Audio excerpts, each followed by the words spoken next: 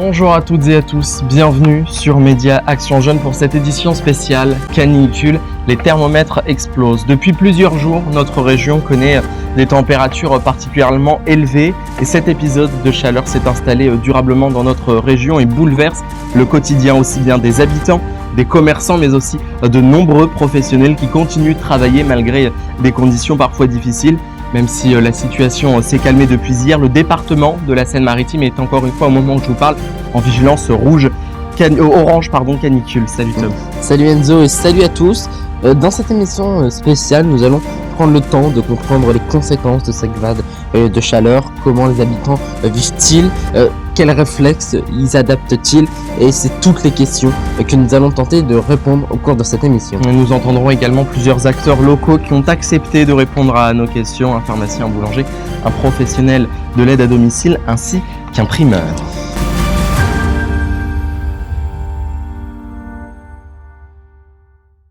Et on commence par ce constat clair, la chaleur nous a surpris. Oui, depuis plusieurs jours, les températures dépassent largement les normales de saison.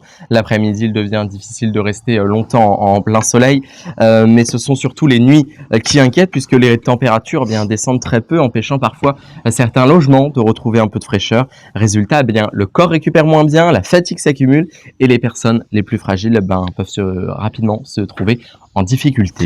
Et cette chaleur change aussi toutes nos habitudes. On sort plus tôt le matin, on évite les déplacements l'après-midi, les terrasses se remplissent davantage en soirée, les parcs, les fontaines et les zones ombragées deviennent des lieux qui sont particulièrement recherchés et on essaye tous de trouver un moyen de se rafraîchir et c'est pas toujours simple. Oui, parce que cette situation entraîne également une forte consommation d'eau. Les autorités rappellent qu'il est important de boire même lorsque l'on ne ressent pas la soif et chez les jeunes enfants, comme chez les personnes âgées, la déshydratation peut arriver beaucoup plus vite qu'on ne le pense. Et oui, il y a aussi autre conseil, éviter toute activité physique pendant les heures les plus chaudes de la journée. Les médecins recommandent également de fermer les volets en journée et d'aérer les logements lorsque les températures redescendent tôt le matin ou tard le soir.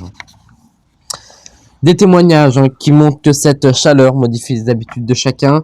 Dès lors qu'il fait chaud, un réflexe revient chez nous, les Français, acheter un ventilateur ou un climatiseur. Oui, et depuis le début de cette vague de chaleur, les magasins spécialistes ou bien même les grandes surfaces constatent une hausse spectaculaire des ventes de ventilateurs et de climatiseurs mobiles dans certaines enseignes, et dans quasiment toutes d'ailleurs. Tous les modèles sont en rupture de stock. Les clients n'hésitent même plus à faire plusieurs magasins pour trouver un appareil disponible. Certaines enseignes expliquent que les rayons sont réapprovisionnés presque quotidiennement, mais qu'ils se vident parfois en seulement quelques heures. Et les modèles les plus recherchés restent les ventilateurs sur pied et les climatiseurs mobiles qui permettent de rafraîchir rapidement une pièce. Les commerçants constatent également une forte demande pour les brumisateurs, les glacières ou encore les gourdes isothermes. Mais les professionnels rappellent aussi qu'un ventilateur ne fait pas baisser la température de la pièce. Il donne une sensation de fraîcheur, mais il ne remplace pas les gestes essentiels qui, je vous le rappelle, sont de fermer les volets la journée, limiter les sources de chaleur dans les logements et s'hydrater régulièrement. Et autre conséquence de cette chaleur, certains appareils fonctionnent quasiment en continu depuis plusieurs jours. Les spécialistes recommandent donc de les utiliser avec précaution, de ne pas surcharger les multiprises et de vérifier régulièrement leur bon fonctionnement. La chaleur, c'est aussi des conséquences directes sur la santé, déshydratation, coups de chaud, fatigue. Les pharmaciens sont en première ligne pour conseiller les habitants. Hier, nous avons eu la chance d'échanger par téléphone avec Sarah, pharmacienne qui est titulaire dans la pharmacie des Tisserandes de Bolbec. Elle nous explique son quotidien depuis une semaine. Écoutez. Cette vague de canicule qui dure depuis 9 jours, ça a aussi des conséquences sur votre travail. Quelles sont les personnes qui viennent le plus souvent vous demander conseil ? Alors nous, justement, on incite plutôt les gens à ne pas trop sortir de chez eux. On propose éventuellement de les livrer ou autre s'il y a besoin. De base, les gens ne sortent pas trop. Après, au niveau conseil, il y a un petit peu de tout. Soit ça va être malgré tout les personnes âgées qui sortent quand même plutôt le matin parce que ils vont être à court de médicaments. Et puis après, sinon, ça va être, on va avoir des conseils pour les coups de soleil. Voilà, ça va être plutôt ce type de choses-là. Mais c'est plutôt, les gens restent plutôt chez eux. Ils suivent quand même pas mal les recommandations. Est-ce que vous avez constaté une augmentation de la fréquentation de votre pharmacie ces derniers jours? Ah non, nous au contraire, justement, il y a beaucoup moins de monde. On a beaucoup moins de monde, les gens restent au maximum chez eux. Ou alors la fréquentation, elle est plus importante le matin ou en fin de journée, mais au contraire, c'est plutôt calme. Et justement, en parlant de la journée, comment s'organise une journée de travail lorsqu'il fait plus de 35 ou de 40 degrés dans une pharmacie? Alors nous, on a de la chance, on a la clim, donc ça change pas grand-chose. Après, sinon, c'est surveiller à la rigueur la température du frigo, vérifier que la porte soit ouverte, que dans les étages il fasse pas trop chaud, parce que forcément il fait toujours plus chaud à l'étage. Et comme le disait Sarah dans l'interview, les gens sortent majoritairement le matin à la fraîche. Les personnes âgées, les nourrissons ou encore les personnes souffrant de maladies chroniques sont particulièrement exposées aux effets de la chaleur. Un rappel important, je vous le rappelle une nouvelle fois, mais il ne faut jamais attendre d'avoir soif pour boire et s'hydrater régulièrement. Cette canicule, justement, Enzo, a également des conséquences auxquelles on ne pense pas forcément. Oui, absolument. La chaleur ne perturbe pas seulement notre quotidien, elle met aussi les commerces face à certaines difficultés. Regardez cette photo prise il y a quelques jours dans un supermarché, c'était ce jeudi. Ce rayon de produits frais est temporairement fermé. Voilà ce qu'on peut y lire. Suite aux températures extrêmes de ce jeudi 25 juin, nous fermons temporairement l'accès de nos rayons frais jusqu'à ce soir uniquement. Principe de précaution pour nos frigos et pour nos produits.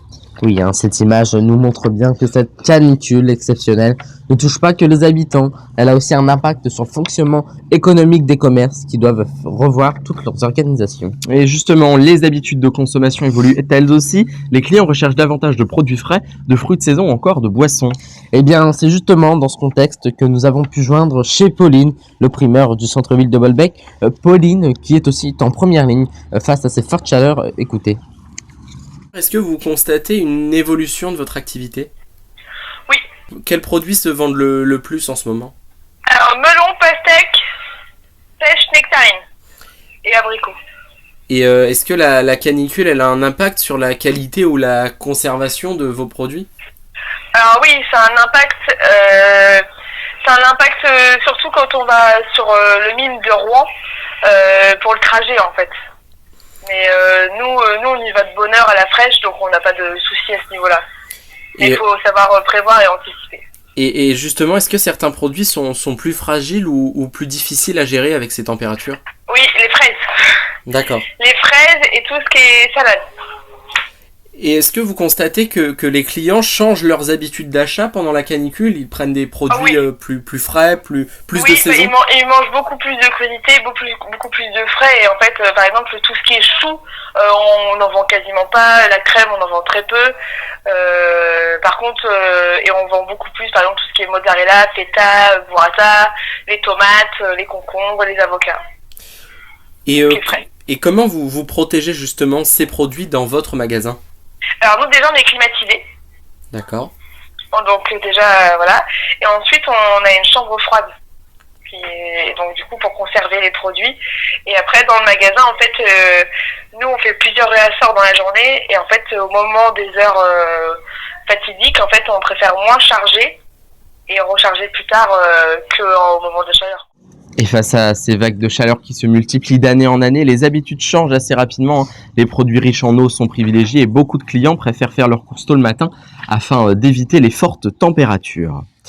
Et si certains peuvent rester au frais chez eux, d'autres n'ont pas le choix. Pendant cette période de forte chaleur, les personnes âgées restent parmi les plus vulnérables. Les professionnels d'aide à domicile redoublent donc de vigilance. Nous avons pu échanger avec Marie, responsable d'ADO sur le secteur de Bolbec. Écoutez.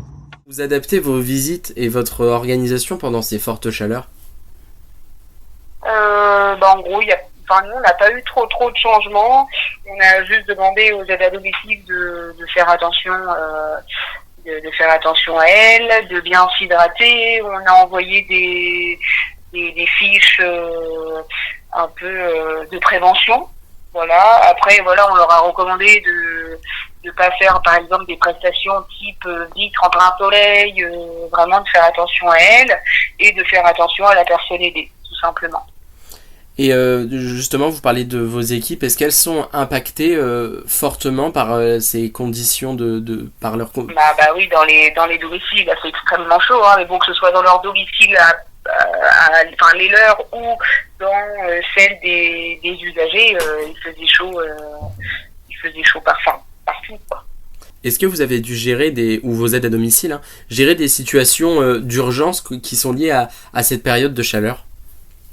Non, par chance, on n'a pas eu de catastrophe. Oui, encore une fois, pouvoir régulièrement maintenir le logement le plus longtemps frais et éviter de sortir pendant les heures les plus chaudes. Des recommandations simples, mais qui peuvent éviter toute complication, Enzo. Oui, et les professionnels insistent également sur un autre point. Pendant une canicule, un simple appel téléphonique à un proche ou à une personne vulnérable peut parfois faire toute la différence. Certaines personnes vivent seules et n'osent pas toujours demander de l'aide. Oui, depuis quelques jours, chacun adapte son quotidien.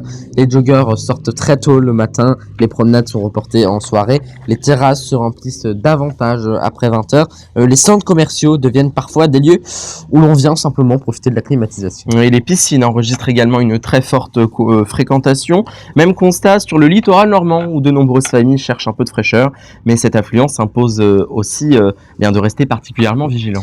Ah oui, parce que chaque été, les secours rappellent quelques règles qui peuvent être essentielles, c'est ne jamais laisser un enfant sans surveillance près de l'eau.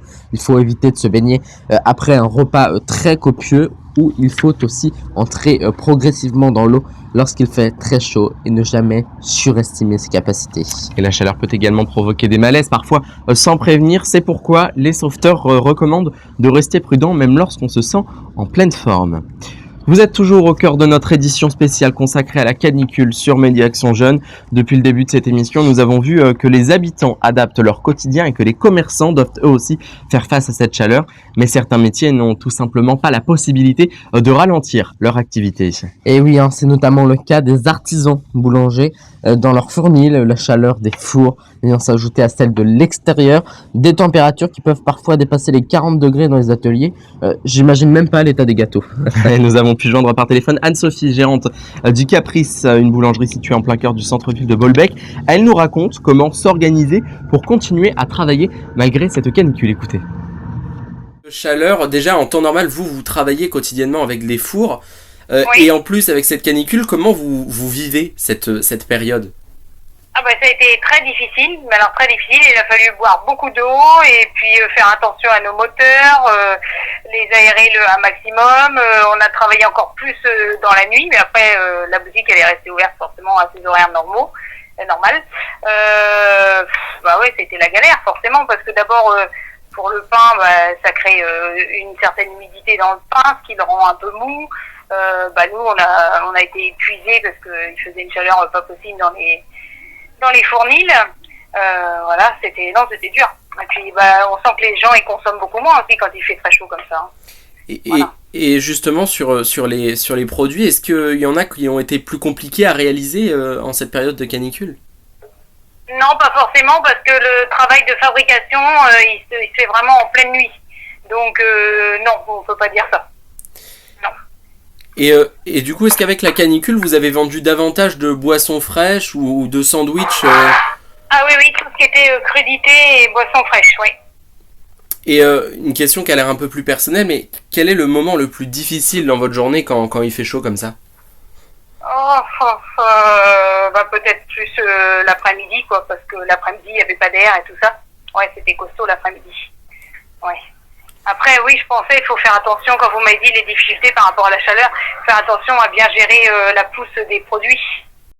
Oui, comme elle disait, les journées commencent très très tôt, parfois en pleine nuit, afin de profiter des heures les plus fraîches. Et malgré cela, la chaleur reste omniprésente. Oui, dans de nombreux secteurs, les employés adaptent également les horaires de travail. Les salariés commencent plus tôt le matin et les pauses sont multipliées, ainsi que les efforts physiques qui sont limités autant que possible pendant l'après-midi.